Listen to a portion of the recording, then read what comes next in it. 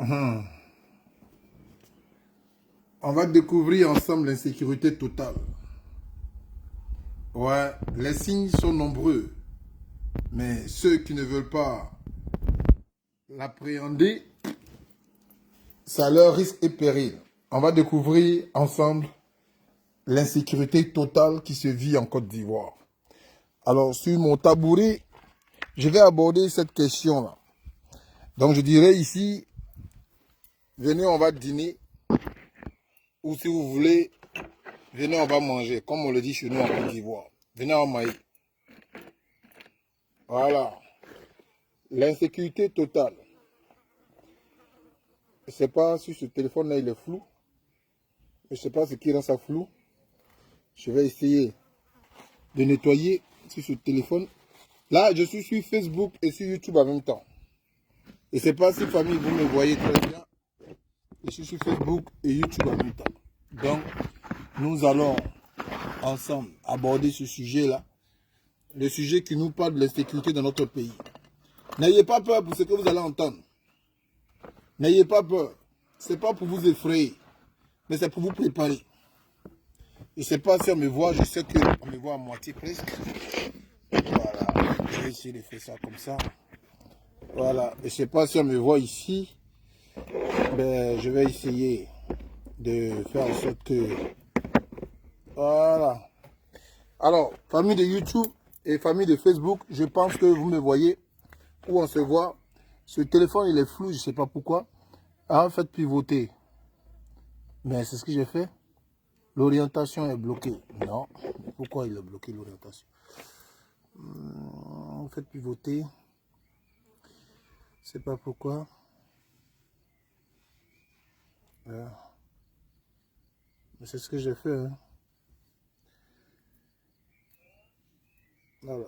Je sais pourquoi ça fait ça. Mais je ne comprends pas pourquoi ça fait ça. Faites pivoter. Je fais pivoter. Je fais pivoter. Mais je ne sais pas pourquoi ça fait ça. L'orientation est bloquée. Faites pivoter votre appareil. Mais c'est ce que je fais. Ok. Comme tu ne veux pas. Donc on va faire ça. Je pense que comme ça sera mieux.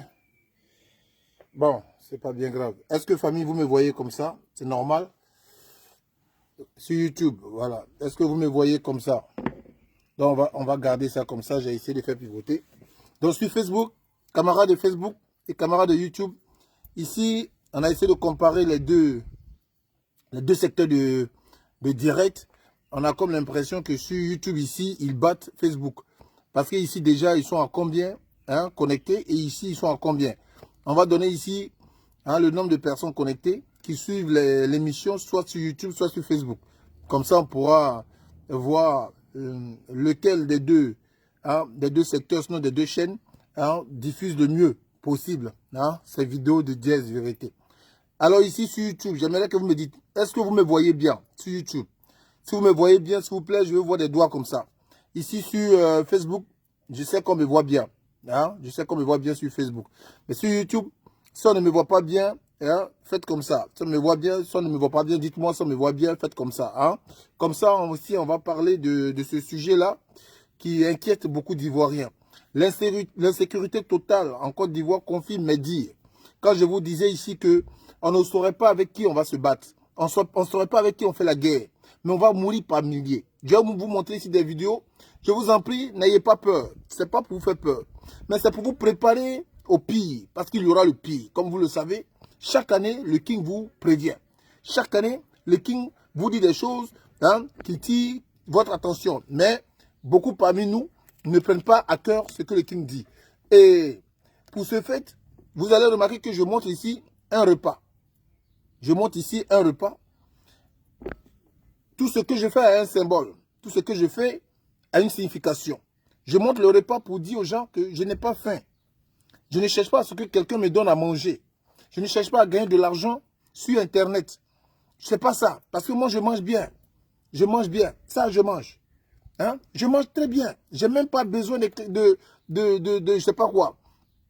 De pourboire des vues. Ou bien de pourboire de ce que les gens appellent quoi? Influenceur. Je n'ai pas besoin. Je pleure pour ceux-là qui composent ma nation. Je pleure pour ma nation. Pas pour les incrédules, pas pour les insensés. Je pleure pour les héritiers. Ceux-là qui veulent se battre, mais qui ne savent pas par où passer pour vaincre leur mal. C'est pour eux que je pleure. Alors, dans cette vidéo-là, je vais donner un peu comment s'en sortir quand le pire arrive. Dans cette vidéo-là. Mais en attendant que je vous montre le pire, je vais vous montrer ici. Je vais vous montrer ici les raisons de cette vidéo-là. Je suis obligé de manger plutôt gens là. Que c'est pas parce que j'ai faim. Il y a d'autres qui disent non, c'est pas à manger, c'est du bois. Là, je mange là pour vous montrer que c'est pas parce que j'ai faim. Je n'ai nullement faim. Et je ne cherche pas à ce qu'on me récompense. Je ne cherche pas de récompense.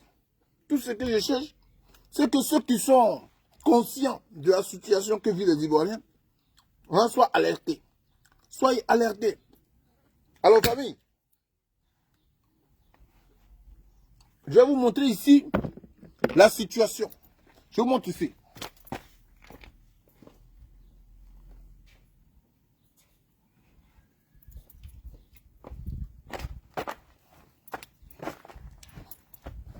Je vais vous montrer ici la situation en Côte d'Ivoire. Je vais vous montrer ici. Et je vais vous dire ce qu'il faut faire. Pour ceux qui ont toujours cru au King, pour ceux qui ont eu foi à mes paroles, c'est à vous que j'adresse cette vidéo-là. C'est à vous que j'adresse cette vidéo-là. En Côte d'Ivoire, on meurt par l'eau. En Côte d'Ivoire, on meurt par poison. En Côte d'Ivoire, on meurt aujourd'hui par accident. Demain, on va mourir par quoi? Demain, on va mourir par quoi? Demain, on va mourir d'un fléau de maladie. C'est ce que je vous ai dit, je vous ai tous dit ici. Je vous ai tous dit ici, mais en attendant, je vais vous laisser défiler plusieurs vidéos qui doivent vous faire peur. Je vous laisse regarder ça. Sur la route de Kachola, il y a un camion qui vient à peine de tomber. Je ne sais pas si vous voyez. Je sais que vous ne le voyez pas, on est dehors. On va rentrer à l'intérieur pour que vous voyez. Parce que dehors, avec le reflet, on va rentrer à l'intérieur pour que vous puissiez voir. Hein? On va rentrer à l'intérieur pour que vous puissiez voir. On va rentrer à l'intérieur pour que vous puissiez voir.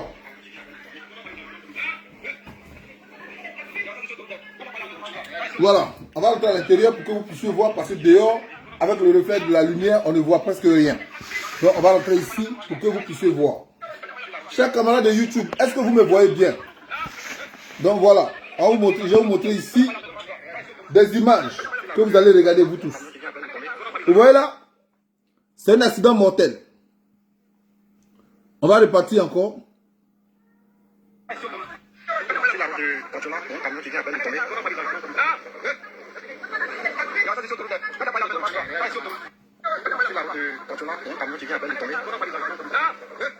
Alors, ça c'est un premier drame. Un camion qui vient de tomber sur autoroute. Un camion qui vient de tomber sur autoroute. Je vais vous montrer une autre situation encore. Ici, on nous parle de quoi? Vous allez voir cette image-là. On nous parle de quoi? Regardez très bien cette image-là. Vous voyez cette image-là? Vous allez voir cette image. Ici, on nous parle de quoi? Ça défile sur les réseaux sociaux actuellement. Regardez derrière vous, vous allez voir un treillis. Derrière vous. Vous voyez derrière vous, vous allez voir un treillis. Voilà, un treillis. Qu'est-ce que vous lisez sur cette image? Alors, je vais vous raconter. Ici, ce sont des campus. Ce sont des cités. On installe désormais des non-étudiants dans des cités qui, eux, sont armés. Des non-étudiants dans des cités qui, eux, ne parlent pas français. Qui, eux, parlent djoula. Famille, on va continuer dans l'insécurité dont je vous parle. On installe dans des campus des non-étudiants. Des personnes qui sont des djoulas, qui ne sont pas étudiants, qui sont armés et qui ne parlent pas français. On les installe dans des cités. Après, je vais vous lire ce que l'auteur essaie de nous faire comprendre. Mais en attendant, je vais défiler ici les vidéos qui vous disent que nous sommes en sécurité totale. Nous sommes en sécurité, en insécurité, pardon, Nous sommes en insécurité totale. Je vais vous défiler sur des vidéos. Alors, il y a des boissons aujourd'hui qui traînent en Côte d'Ivoire. Des boissons que des gens payent. Je ne vais pas vous faire la publicité de cette boisson-là. Mais vous allez voir ce qui traîne dans ces boissons-là. Voilà ce que les gens ont découvert. Voilà ce que les gens ont découvert dans ces boissons-là.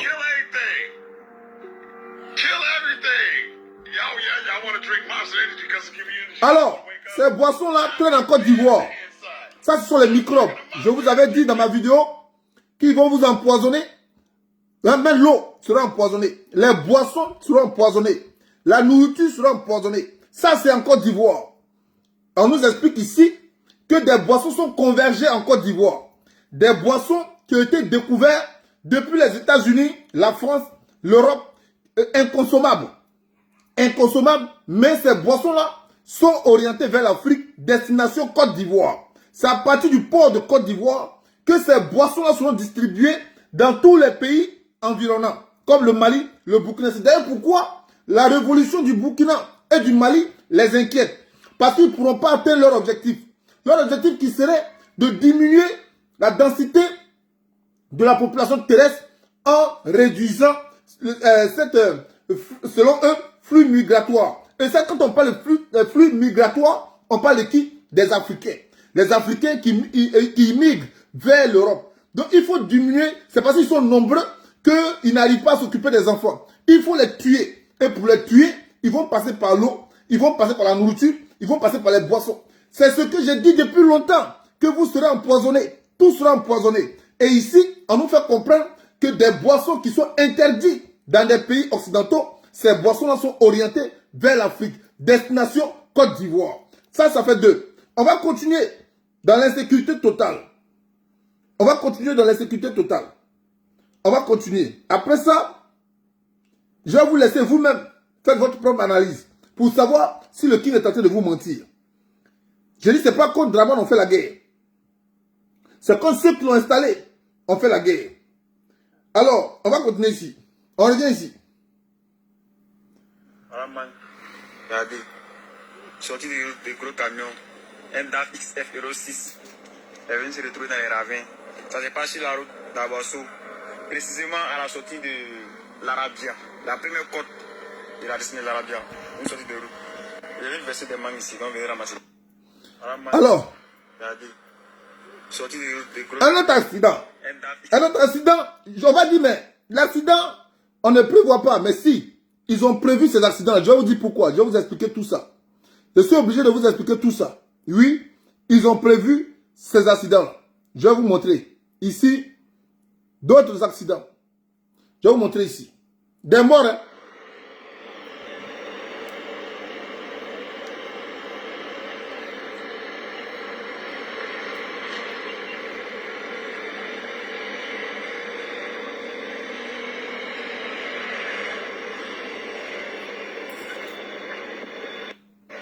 Alors, ça c'est d'autres encore.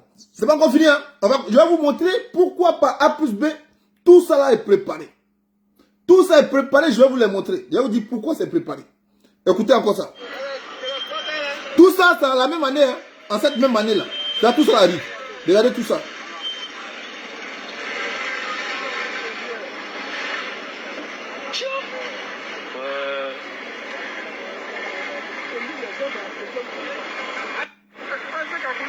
Oui, c'est même accident là. C'est quoi ça? Même accident là, un chef qui a produit tout ça là.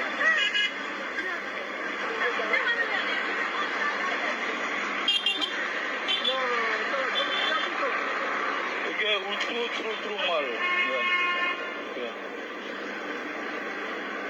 C'est l'accident qui a produit tout ça. Oui, c'est comme tout ça là.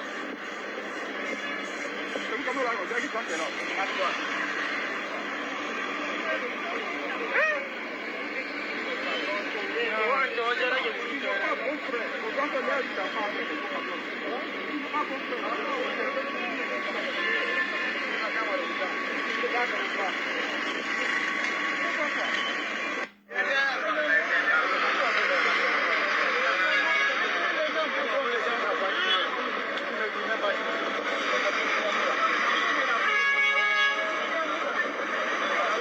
C'est pas moi qui est là. Il voulait s'échapper. Hein. Il ne s'est pas échappé. Famille, je vous montre tout ça et puis je vais vous expliquer pourquoi c'est fait exprès. Je vous montre tout ça et puis je vais vous expliquer pourquoi c'est fait exprès. Il voulait te sauver, hein, Seigneur. Il voulait te sauver. Comment on peut mourir comme ça, hein, Seigneur? C'est que moi ça là. Oh, hein, Seigneur.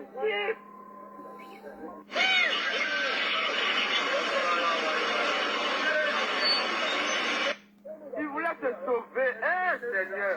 Vous voyez ça, hein? Je vais vous donner les explications de tout ça. Je vais vous donner les explications de tout ça. Ne vous inquiétez pas pour ça. Je vous donne les explications de tout ça.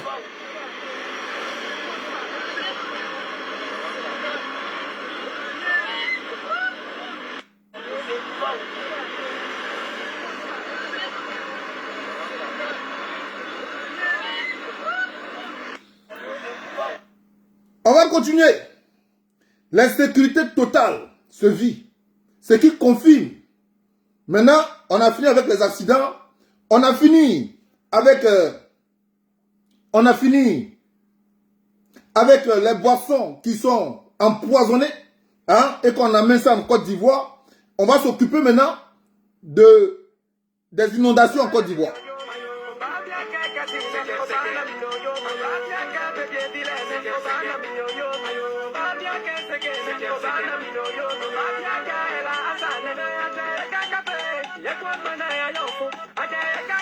À tout ça, je vais m'abstenir de montrer les microbes qui se découpent à la machette en Côte d'Ivoire.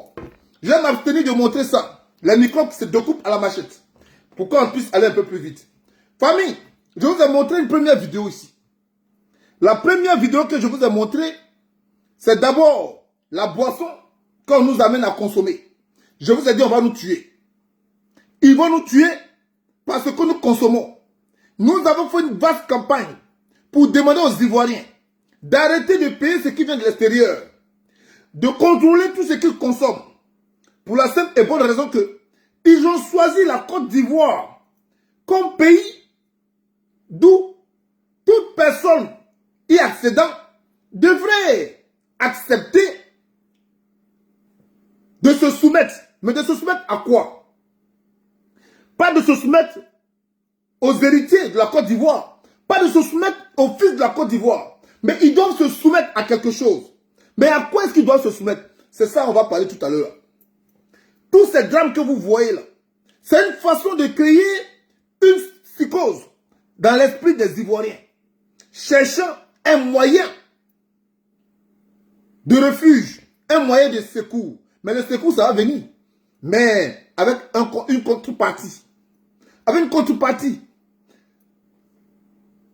Avec un contrepartie. Alors, ce secours-là va venir. Mais avant que ce secours-là ne vienne, il va falloir tuer beaucoup. Ce que vous allez consommer là, je vous ai dit, ça va créer une maladie.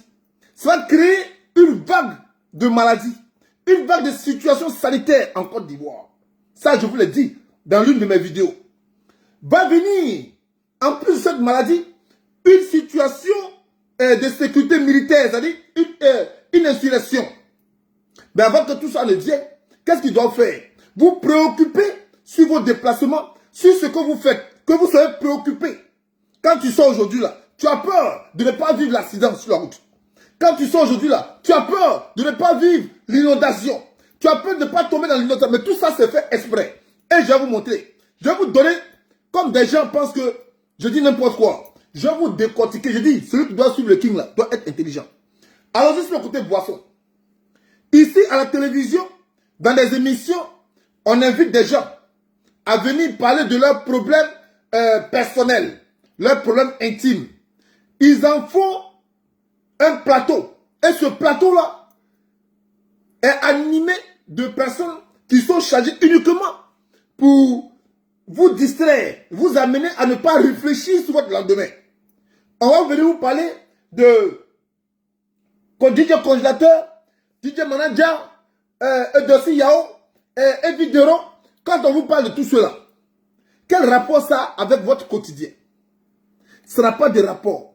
Mais pourquoi on parle de ces gens-là? Et qui fait de ces gens-là des stars? Kadi quelque chose, Kadi Traoré, ou bien c'est pas Maïmouna quelque chose, Mariam quelque chose. Qui fait de ceux-là de ces stars? Mais ce sont des gens qui sont embauchés pour ne pas vous amener à réfléchir sur votre lendemain, sur votre quotidien, sur votre situation actuelle. Donc on vous amène, hein, on vous oriente comme les moutons, on vous oriente vers un loisir.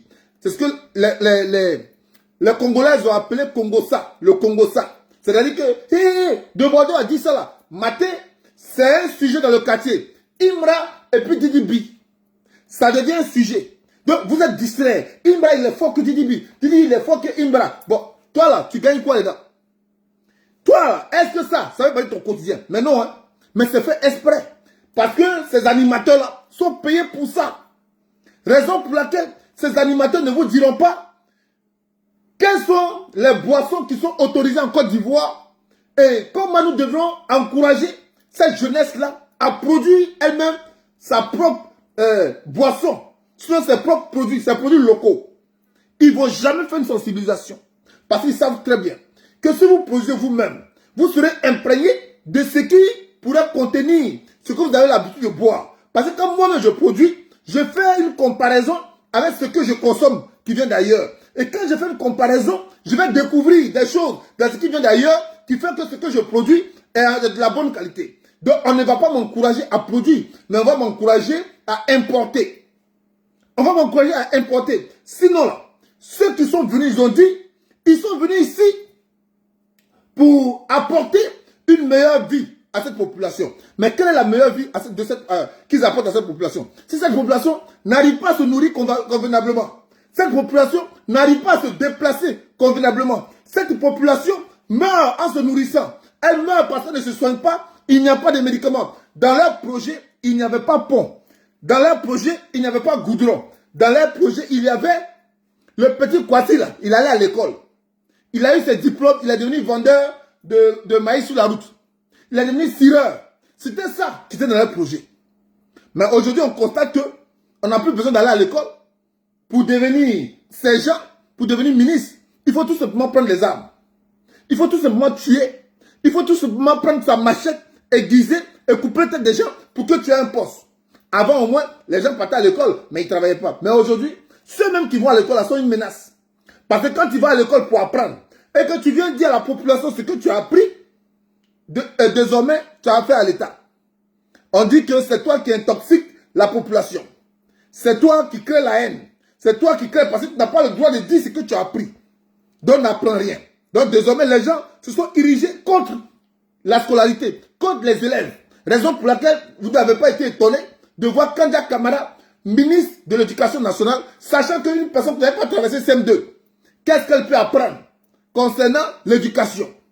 Voilà pourquoi ce qui explique l'alphabétisation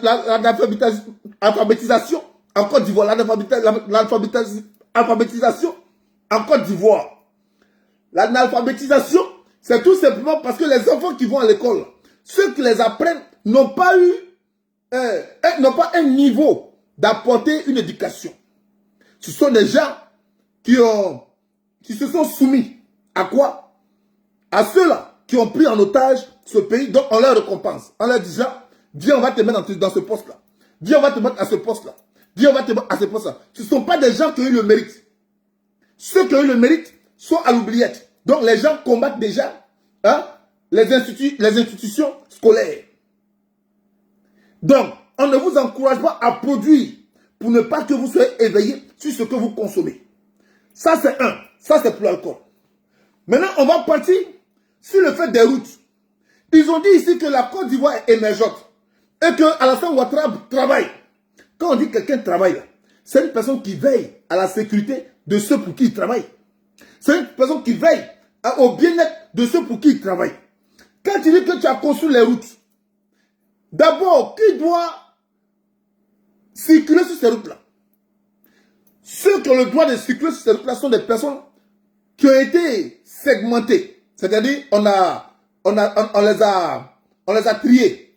Par exemple, on sait que les gens qui sont à pied marchent sur le trottoir. Les gens qui sont en voiture marchent sur la chaussée. Maintenant, les gens qui sont à pied, qui marchent sur le trottoir là, qu'est-ce qui fait que on va empêcher que ces personnes-là soit percuté par une voiture, il y a des mesures à prendre avant de construire une route, avant de bâtir une route. On a segmenté la population. On a vu ceux qui marchent à pied. On a combien de pourcents de ceux qui marchent à pied? Quelles seront les routes qui seront favorables à ces personnes-là et les sécurités qui seront mises en place pour éviter les accidents? Quels sont ceux-là qui sont véhiculés et quels sont ceux-là qui sont dans des transports, les transports de commerce, etc., les remorques, etc. Donc ces voies sont tracées par rapport à cette population qui a été segmentée, qui a été ciblée. Maintenant, quand on trace ces voies-là, ici en Europe, on dit, vous allez voir les panneaux qui vont marquer 90. C'est rouge comme ça, aux alentours c'est rouge, c'est rond, et puis au milieu c'est marqué 90. D'autres qui sont marqués 50, d'autres qui sont marqués 30. Maintenant, quand on marque tous ces signes-là, c'est pour dire, ici, tu ne dois pas dépasser 90. Ici, tu ne dois pas dépasser 50. Ici, tu ne dois pas dépasser 30. Et là, il y a des flèches, il y a des indications, qu'on appelle ça, sur la voie, qu'on appelle les indications, marquage par terre, marquage à terre, et il y a le marquage en haut. L'indication en haut, en bas là, ça peut marquer 50. On écrit ça en blanc comme ça. 50. Donc si tu n'as pas vu en haut là, tu vas voir en bas. Si tu n'as pas vu en bas, tu vas voir en haut. Donc c'est marqué 50. Maintenant, on ne peut pas mettre une voie où c'est marqué 50, 30, 60, 100 mètres de radar. 100 mètres de radar. Parce que on sait très bien que des gens peuvent ne pas respecter les règles routières. Alors s'ils ne respectent pas les règles routières, il y a quelque chose qui va les amener au pas. Cette chose-là, c'est quoi? Ce sont des policiers invisibles qu'on appelle radar. Toi, qui as dépassé les 50 là, tu vas recevoir une amende chez toi. Mais pour cela, il va falloir recenser cette population-là. Savoir qui vit où, qui fait quoi. Ce qui rentre dans le cadre de leur histoire d'élection, où la population, les gens demandent, qu'on revoie la liste électorale. Pour au moins savoir qui va voter, qui ne va pas voter. Ça va dans le cadre. Mais dans ce cadre-là, on doit recenser la population pour savoir combien sommes-nous, combien sont les personnes qui sont véhiculées, combien sont les personnes qui ne sont pas véhiculées, afin de pouvoir construire une route selon l'utilisation de cette route-là par rapport au nombre de personnes que nous avons recensées.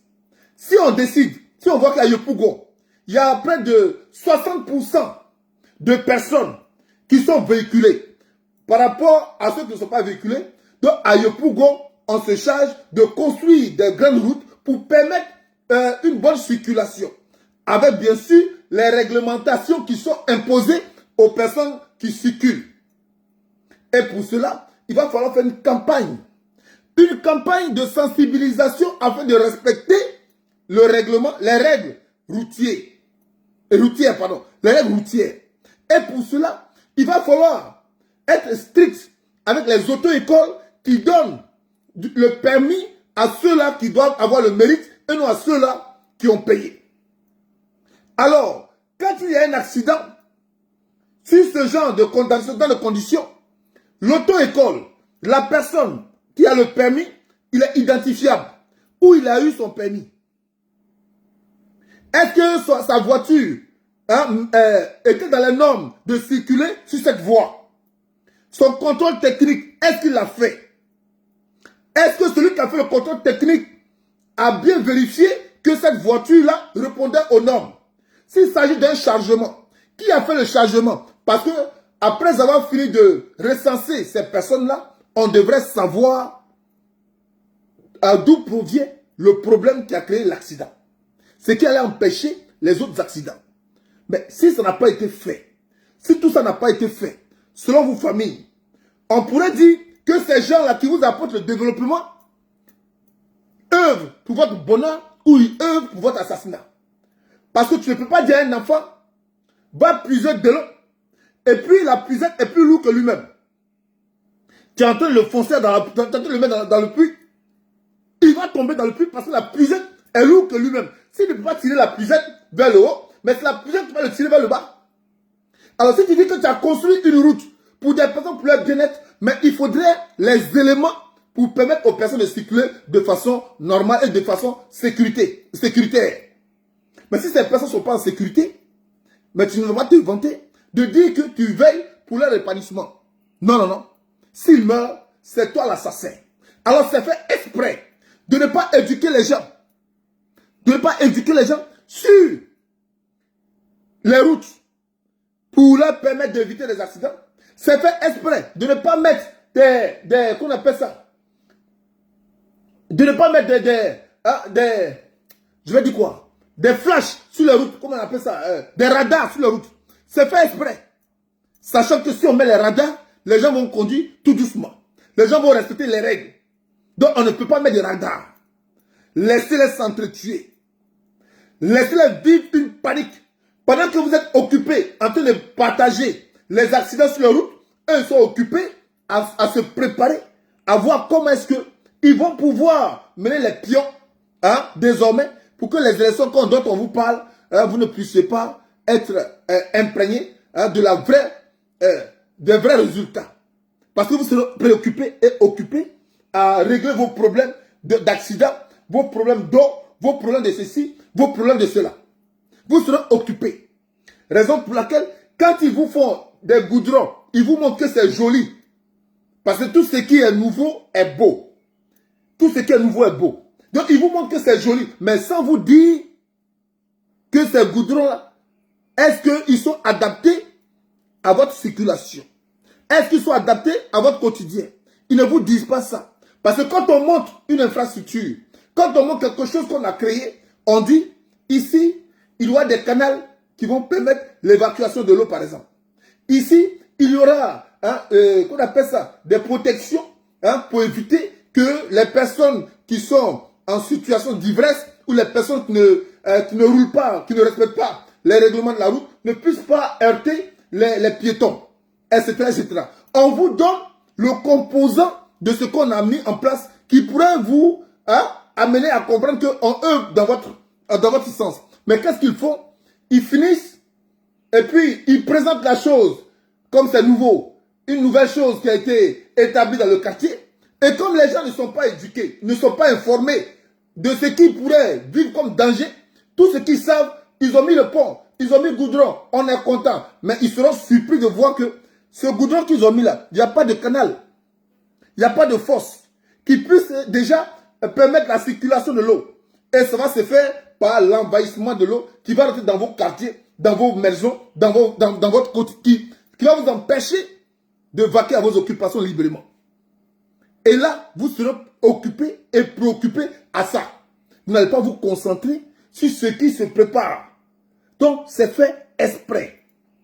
C'est fait exprès. Parce que si tu dis que tu es ministre des infrastructures en Côte d'Ivoire, si tu es ministre, tu es ministre du transport, mais tu dois comprendre que être ministre répond à un savoir sur ce que tu as appelé à faire, sur ce que tu as appelé à mener.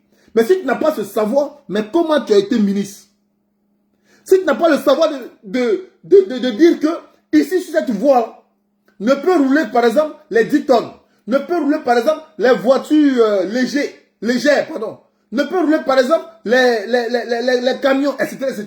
Tu n'es pas à mesure d'apporter ces panneaux d'indication, ces panneaux d'interdiction sur des voies publiques. Mais tu es ministre pourquoi? Qui a fait de toi un ministre?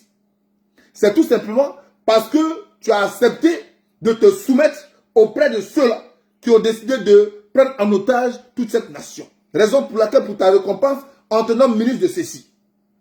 En disant tout cela, je voudrais vous apporter à comprendre que aujourd'hui, la Côte d'Ivoire ne doit plus appartenir aux Ivoiriens, comme je l'ai dit dans l'introduction de ma vidéo.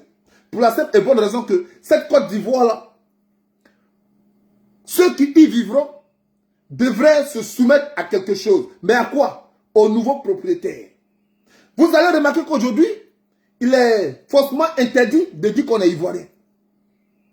Même si on ne le dit pas comme ça publiquement, on dit qu'ils ne sont pas Ivoiriens quand ça les arrange. Mais sinon, ce sont eux-mêmes qui ont créé cette situation d'ivoirité. Dis, tu es ivoirien ou tu n'es pas ivoirien. Là. Ce sont eux qui ont créé ça. Ils ont créé ça pourquoi? Ils ont créé ça pour apporter un doute à vous-même, les autochtones de ce pays. Est-ce que je suis vraiment ivoirien? Est-ce que je viens vraiment de ce pays? Est-ce que mes origines ne sont pas quelque part? Etc. etc. En disant, eux là, ils sont venus pour le Nord. C'est qui ils qualifient du Nord? Ils ne vont pas dire que c'est le Congolais qui qualifie du Nord. Ils ne vont pas dire que c'est le Sénoufo, le Lobby, le Koyaga, le Tagbana, le Djeneka qui qualifie du Nord. Ils ne vont pas dire ça. Parce que, en disant que je suis venu du Nord, ils sont en train de nous faire comprendre qu'en Côte d'Ivoire, il y avait une race qui était au-dessus de l'autre race. Tout ça pour créer quoi? Pour créer un affrontement. Quand ils créent un affrontement, le nordiste va détester l'homme qui vient du sud, de l'ouest et de l'est. L'est va détester l'homme qui vient du nord. Mais comment on peut reconnaître l'homme qui vient du nord? Mais c'est par le parler. L'homme qui vient du nord, il va parler ce qu'on appelle le djoula. Alors du coup, sachant que vers le nord, vient les Maliens qui eux aussi parlent le bambara, le djoula. Vient les Burkinabés qui eux aussi parlent le djoula. Vient les Guinéens qui eux aussi parlent le djoula. Vient les Nigériens, eux aussi qui parlent le djoula. Donc, toutes ces personnes-là vont se sentir concernées par le fléau nordiste-sudiste.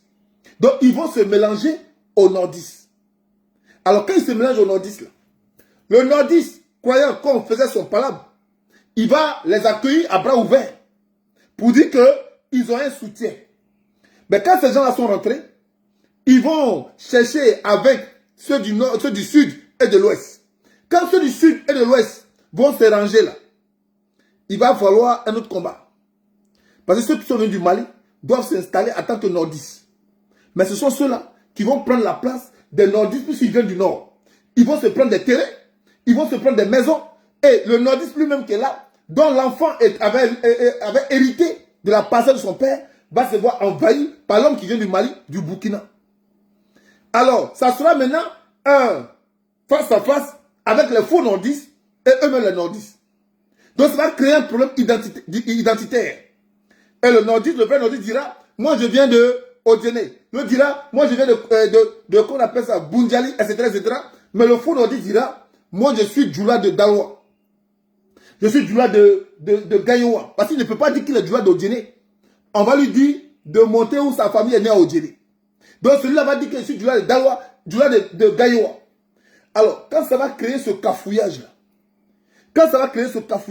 eux maintenant ils vont prendre en compte qui doit être ivoirien ou qui ne doit pas être ivoirien. Ce n'est plus les Ivoiriens qui vont voter par référendum ou qui vont voter qui doit être ivoirien. Non, non, non. Dans le cafouillage, qui est ivoirien qui doit voter? L'autre là il dit il est ivoirien. Toi tu dis il est ivoirien. L'autre là il dit il a eu une pièce d'identité. Il a eu un papa qui est né en 1930 et lui dit il est ivoirien. Toi aussi, tu dis que tu es ivoirien. Toi aussi, tu as envoyé pièce d'identité de ton papa. Donc, l'autre, elle envoie pièce d'identité de son papa. Toi, tu envoies pièce d'identité de ton papa. Vous, vos deux papas, là, sont ivoiriens. Mais à qui on va dire, tu as le droit de voter, tu n'as pas le droit de voter. Donc, vous tous, vous avez le droit de voter. Tous. Alors, sachant que l'autre djoula trafiqué, là, les pièces qu'on lui a données, ce sont des pièces qui ont été fabriquées de toutes pièces pour gonfler leur popularité. Alors, ils vont s'amasser. Et puis, ce sont eux qui vont chercher à convaincre les vrais djoulas. Ils vont s'amasser, ils vont se confondre aux vrais djoulas. Et les vrais djoulas n'auront plus d'alternative que de croire que c'est leur frère. Mais entre-temps, ils savent d'où ils viennent. Et ils savent pour les raisons pour lesquelles ils viennent. Donc, ça sera un pays qui n'appartiendra à personne. Et comme ce pays n'appartiendra pas à quelqu'un, il leur appartient à eux. Ceux-là qui se font appeler président ou bien gouvernement. Il leur appartient à eux d'imposer des lois à tout le monde. Tous ceux qui se disent ivoiriens, qui auront la pièce ivoirienne. Et si par malheur, une poignée de personnes dit non, cette poignée de personnes fera face à la justice. C'est pourquoi ils ont élaboré leur projet où ils disent quand une décision arrive et que quelqu'un la conteste, cette personne-là aura affaire à la justice. Parce qu'aujourd'hui, l'Ivoirien lui-même ne se reconnaît plus. L'Ivoirien lui-même, il vend son étiquette d'Ivoirien pour de l'argent ou pour un poste. Et c'est là où ça devient déplorable. Après vous avoir décortiqué les problèmes de la Côte d'Ivoire qui est fait sciemment, je pense que vous allez comprendre d'où je vais en venir. Pour vous dire qu'en Côte d'Ivoire, si vous n'y prenez pas garde, vous-même dans votre propre pays, mais vous allez chercher vous-même votre propre carte de séjour, ou bien vous allez chercher vous-même votre propre identité dans votre propre pays. Vous êtes dans votre propre pays, et puis vous n'avez pas votre identité. Vous cherchez votre identité dans votre propre pays. Normalement, c'est dans les pays des étrangers qu'on cherche son identité. On cherche à aller à l'ambassade de Côte d'Ivoire pour dire « Je veux vivre ici dans ce pays, mais j'ai besoin de ma carte consulaire. » On va chercher son identité. Mais nous, c'est dans notre propre pays qu'on va chercher notre identité. Dans notre propre pays, là. Même pour avoir la carte d'identité, ça sera compliqué. Alors, la guerre qui arrive là, ce n'est pas une guerre avec les armes. C'est une guerre pour vous, c'est-à-dire pour vous réduire, pour vous agenouiller, pour que vous soyez des mendiants dans votre propre pays. Vous n'avez plus le pouvoir. Vous n'avez plus la parole. Vous n'avez plus d'action que vous pouvez mener pour vos familles. Aujourd'hui, on est combien ici quand je parle? On n'est pas beaucoup. Mais attendez, à Pouchou National, attendez, le temps de leurs élections, là, ils vont éveiller les cyberactivistes, là. Les Makosso et autres, là, ils vont les éveiller. Et vous serez distraits par cette vague de personnes. Vous serez distraits. Ils vont multiplier les concerts. J'ai vu ici Aïcha Kone. Mais j'ai honte et j'ai pitié pour elle. J'ai honte et j'ai pitié pour elle. Je pouvais savoir que tous les artistes pouvaient être corrompus. On pouvait vendre tous ces artistes-là. Mais jusqu'à ce que Aïcha Kone aille se faire vendre, mais sa fin est proche. Parce que ceux-là sont des rancuniers. Aïcha Kone, je te dis ça ici. Ceux-là, ce sont des rancuniers. Tu as eu à chanter pour Assimi Goïta, où tu as fait comprendre à la face du monde que toi, personne ne peut te forcer à chanter quelqu'un. Et tu as trouvé que Assimi Goïta est un digne fils de l'Afrique. Tu as dit ça devant tout le monde. Donc du coup, les panafricains, les Maliens, les Burkinabés t'ont adopté. Les Burkinabés t'ont adopté. Tu es parti en Guinée. Moi j'ai dit, elle seulement en Guinée là, ça va changer tout. Parce que celui qui est là-bas en Guinée, c'est le plus gros tel des traites. Doumbia. Et voilà aujourd'hui, Aïcha Kone vient chanter le nom de Dominique. Elle-même dit, j'espère que ça va le plaire. Hein. Est-ce qu'il était content? Il a vu, il était content. Tu as vu comment Dominique t'a regardé, non? Tu as vu comment Dominique nous vient là? Elle t'a regardé. Tu as vu comment elle t'a regardé quand tu as fait sortir? Ceux-là, ils sont très rancuniers. Ce sont eux qui ont fait venir Amadou Gon Coulibaly de la France. Ils savent ce qu'ils ont fait à Amadou Gon Coulibaly. Ils n'ont pas oublié que Amadou Gon Coulibaly avait gagné le cœur des Ivoiriens qui, eux, ont commencé à dire que le successeur doit être Amadou Gon Coulibaly. Donc quand ce monsieur a dit que son successeur c'est Amadou Gon Coulibaly, il a fait ça exprès pour rapprocher Amadou Gon Coulibaly de lui et ensuite l'assassiner. Donc toi Aïcha Kone, tu allais dans son salon. Tu allais dire que tu as chanté pour Dominique. Tu as chanté pour Ouattara. Mais c'est là où ils vont finir toi. C'est là, j'ai fait une vidéo spéciale pour ça. C'est là où vous allez apprendre que la femme là, elle ne vit plus. Parce que tout ce qu'ils veulent, c'est que tu ne meurs pas étant opposante. Que tu meurs à leur côté. Ils vont dire, ah, c'est son jour qui est arrivé, elle était même venue chez nous, on n'avait pas de raison de la tuer. C'est ce qu'ils vont dire. Aïcha Kone, tu ne sais pas dans quoi tu te mets. Tu chantes pour Assimi Goïta, mais tu ne sais pas qui combat Assimi Goïta. Est-ce que tu ne sais pas qui combat Assimi Goïta? Si tu as chanté pour Assimi Goïta, c'est parce que tu as trouvé que c'est un héros de l'Afrique. Tu as trouvé que Assimi Goïta là, c'est un modèle, c'est un exemple. Mais comment ça se fait? Dans quel coup? Tu vas aller chanter pour celui-là qui combat celui que tu dis être héros. Comment ça se fait? Vous voyez? C'est pourquoi je vous dis depuis longtemps, ne faites pas confiance aux individus. Faites confiance à la vision. Faites confiance à ce que nous sommes donnés comme idéal. Et c'est pourquoi quand je vois les Blegoudéis, les, comment ils s'appellent, ils s'appellent Tiamis, etc., je dis, mais est-ce que vous savez où vous partez? Est-ce que vous savez ce qui se passe en Côte d'Ivoire? Est-ce que vous êtes conscient de ce qui se passe? C'est vous seuls qui pouvez sauver la Côte d'Ivoire. Et non Gbagbo Laurent, et non Blé Goudé, et non, tiens, c'est un Sénégalais encore. Gbagbo, s'il a une vision, agrippez-vous sur son idéal. Si Blé Goudé a un idéal dans l'intérêt des Ivoiriens, agrippez-vous à son idéal. C'est-à-dire, aujourd'hui, là, ce n'est plus une étiquette, ce n'est plus une histoire personnalisée. C'est une histoire globale qui englobe la Côte d'Ivoire et les Ivoiriens. C'est notre race qu'on veut détruire. Quand on se lève puis on s'insulte là, ça va dans leur avantage. Quand on se lève puis on se donne des points, ça va dans leur avantage. Parce que c'est ce qu'ils attendent. Vous allez voir dans eux là, d'autres vont se faire passer pour des problèmes boudés, pour activer le feu. Comme ça, ils savent qu'on est en train de s'embraser. Et eux là, ils sont libres pour faire tout ce qu'ils veulent faire. Mais qui est perdant dans tout cela? C'est nous les perdants. Comment vous pouvez expliquer que la Côte d'Ivoire peut accepter que si l'Ivoirien va au Maroc, il ait un visa? Mais quand le Marocain vient en Côte d'Ivoire, lui n'a pas de visa. Comment vous pouvez expliquer ça? C'est aimer les Ivoiriens? On va dire, c'est pour empêcher le flux migratoire. D'accord. Nous qui sommes ici en France, là, on va aller migrer vers le Maroc. Nous qui sommes ici en France, qui partons au Maroc, là, on migre vers le Maroc. On va aller chercher quelque chose au Maroc. Mais pourquoi nous on prend visa aussi? Hein? Si on disait, c'est parce que l'Ivoirien, quand il se va au Maroc, là, c'est pour gagner temps vers l'Europe. D'accord. Mais nous qui sommes ici en Europe, et quand on va au Maroc, c'est pour gagner temps vers où? Vers l'Afrique. Vous voyez comment ils vous mentent?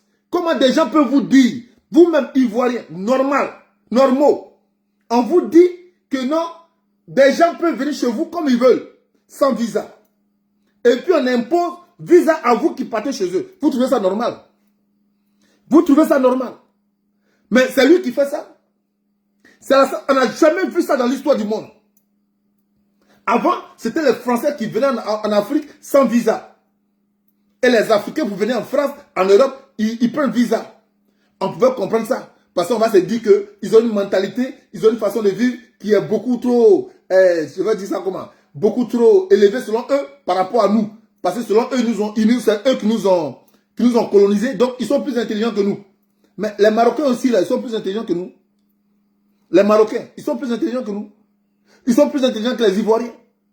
On traite mal vos frères et sœurs au Maroc. Une sœur qui est arrivée au Maroc, là, si elle a trop fait, elle est boniche d'un Marocain. Si elle a trop fait, elle est boniche d'un Marocain. Quand des frères ivoiriens, ou sénégalais, ou guinéens, ont eu un petit magasin comme ça, ce petit magasin, il n'est pas déclaré. Il n'est pas déclaré. Ils vont payer leur bailleur qui leur a loué ce magasin. Mais ce magasin-là ne leur donne pas l'opportunité d'avoir les papiers. Mais pourtant, chez nous, quand ils viennent, ils ont les papiers. Leurs magasins sont déclarés. Ils n'ont pas de problème. Ils n'ont pas de tracasseries policières. Les policiers ne les poursuivent pas. Mais chez nous, chez eux au Maroc, les policiers poursuivent nos frères. Ils poursuivent nos frères qui vendent sur les routes. C'est aimer les Ivoiriens, ça? Mais l'ambassade de Côte d'Ivoire, là-bas, il est informé de ça. Quand nos frères veulent sortir de leur pays, là, on leur demande de payer des sommes gastronomiques pour sortir de leur pays. Mais chez nous, là, quand ils viennent, là, ils sortent quand ils veulent. Ils vont quand ils veulent. C'est pour vous dire qu'ils veulent faire de la Côte d'Ivoire, pays là qui ne vous appartient pas. Vous n'avez pas de mots. Maintenant, si vous n'êtes pas unis, si vous ne prenez pas conscience du devenir de vos enfants et de votre devenir, mais vous êtes en train de répondre favorablement à leurs vœux. Arrêtons de se faire la guerre. Pensons à faire la guerre à ceux-là qui veulent nous arracher notre héritage.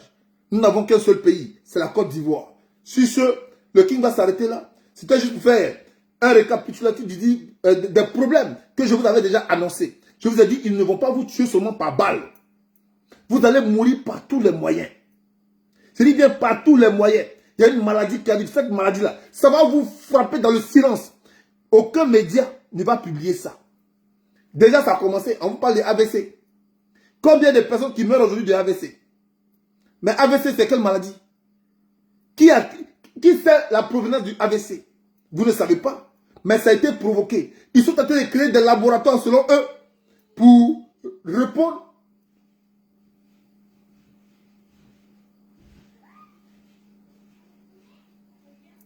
Ils sont en train de créer des laboratoires selon eux pour répondre au... comment on appelle ça? À la guérison du AVC. Des laboratoires en Côte d'Ivoire. Mais ces laboratoires, est-ce qu'on vous dit comment ça sera utilisé? Et qu'est-ce que ça va contenir? On ne vous le dit pas. Pourquoi on ne vous le dit pas? Pourquoi on ne vous dit pas, on ne vous éduque pas sur la création, sinon sur la naissance de ce laboratoire en Côte d'Ivoire? Pourquoi on ne vous éduque pas là-dessus? Parce qu'ils ne peuvent pas vous donner des informations plus. Puisque ces informations vont vous inquiéter. Vous saurez qu'il y a un drame qui se prépare. Il y a plusieurs maladies qui arrivent en Côte d'Ivoire. Je vous le dis.